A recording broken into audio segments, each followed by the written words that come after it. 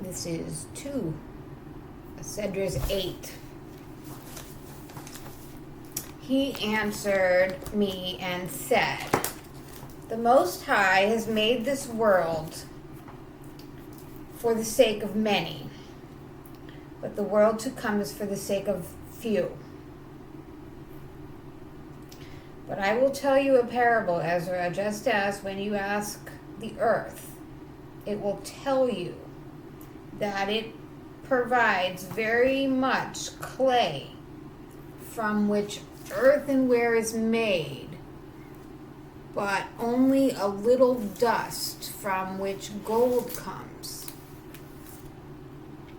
So is the course of this present world. Many have been created, but few shall be saved."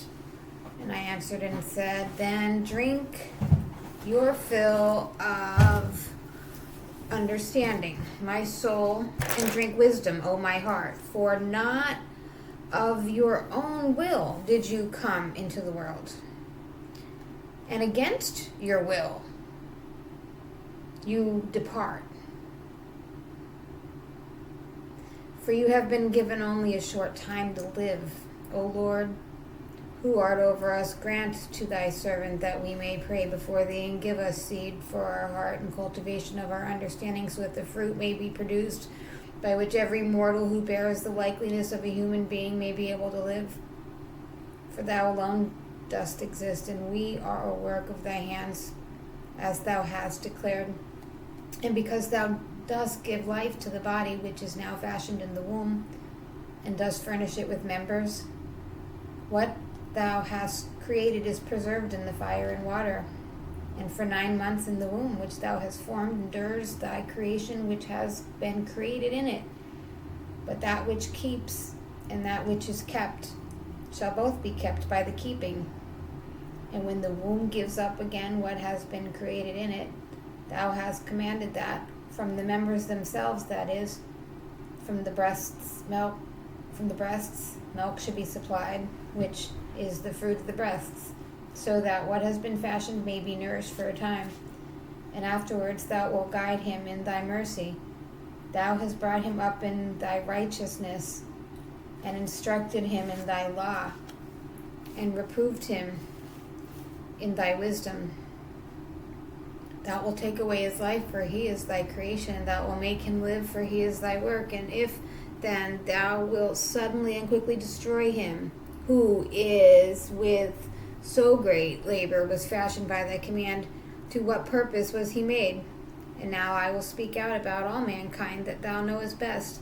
But I will speak about thy people, for whom I am grieved, and about thy inheritance, for whom I lament, and about Israel, for whom I am sad, and about the seed of Jacob, for whom I am troubled.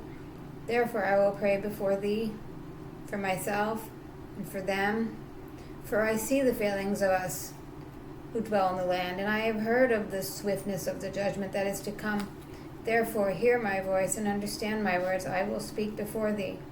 Beginning of the words of Ezra's prayer before he was taken up, he said, "O Lord, who inhabitest eternity, whose eyes are exalted, whose upper chambers are in the air, whose throne is beyond measure, and whose glory is beyond comprehension, before whom the host of angels stand trembling, and at whose command they are changed to wind and fire, and whose word is sure, and whose utterances are certain, whose ordinance is strong, whose command is terrible, who dries up the depths, and whose indignation makes the mountains melt away, and whose truth is established forever. Hear, O Lord, the prayer of thy servant, and give ear to the petition of thy creature. Attend to my words, for as long as I live I will speak. As long as I have understanding I will answer. O look not upon the sins of the people, but at those who have served in in truth. Regard not the endeavors of those who act wickedly, but the endeavors of those who have kept the covenants amid afflictions. Think not on those who have lived wickedly in thy sight, but remember those who have willingly acknowledged that thou art to be feared. Let it not be thy will to destroy those who have had the ways of cattle, but regard those who have gloriously taught the law. Be not angry at those who are deemed worse than beasts, but love those who have always put their trust in thy glory. For we and our fathers have passed our lives in ways that bring death. But thou, because of us sinners, art called merciful. For if thou hast desired to have pity on us, who have no works of righteousness, then thou wilt be called merciful.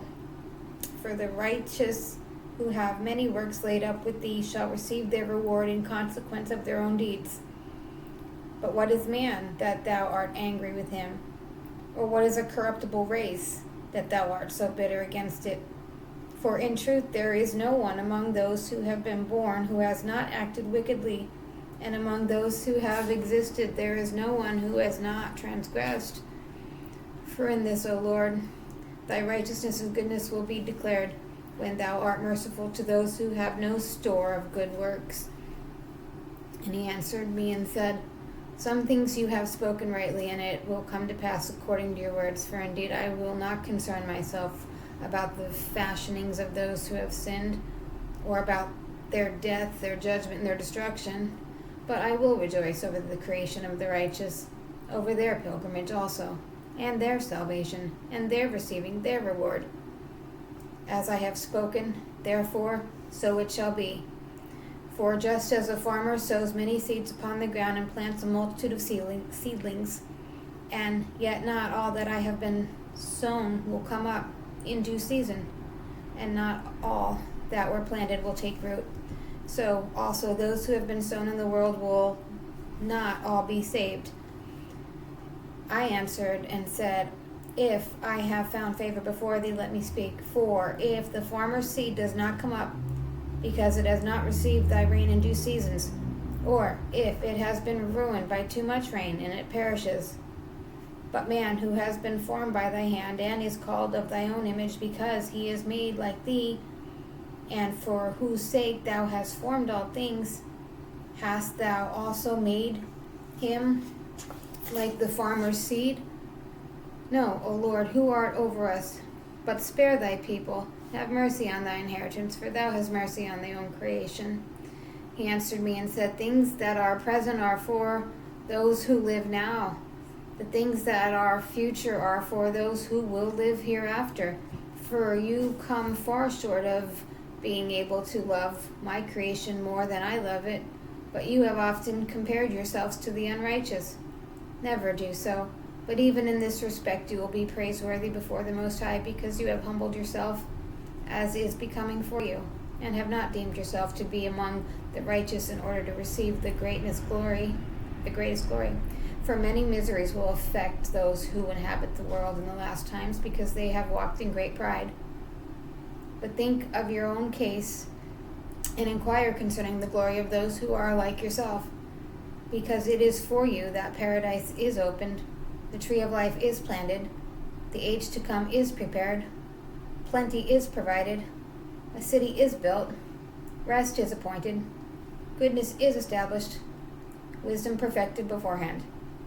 The root of evil is sealed up from you, illness is banished from you, death is hidden, hell has fled, corruption has been forgotten, sorrows have passed away. In the end, the treasure of immortality is made manifest. Therefore, do not ask any more questions about the multitude of those who perish, for they also received freedom, but they despised the Most High and were contemptuous of his law and forsook his ways. Moreover, they have even trampled upon his righteous ones, and said in their hearts that there is no God, though knowing full well that they must die. For just as the things which I have predicted await you, so the thirst and torment which are prepared await them. For the Most High, he did not intend that men should be destroyed, but they themselves who were created have defiled the name of him who made them, and have been ungrateful to him who prepared life for them. Therefore my judgment is now drawing near. I have not shown this to all men, but only to you and a few like you. Then I answered and said, Behold, O Lord, thou hast now shown me a multitude of the signs which thou wilt do in the last times, but thou hast not shown me when wilt thou do them.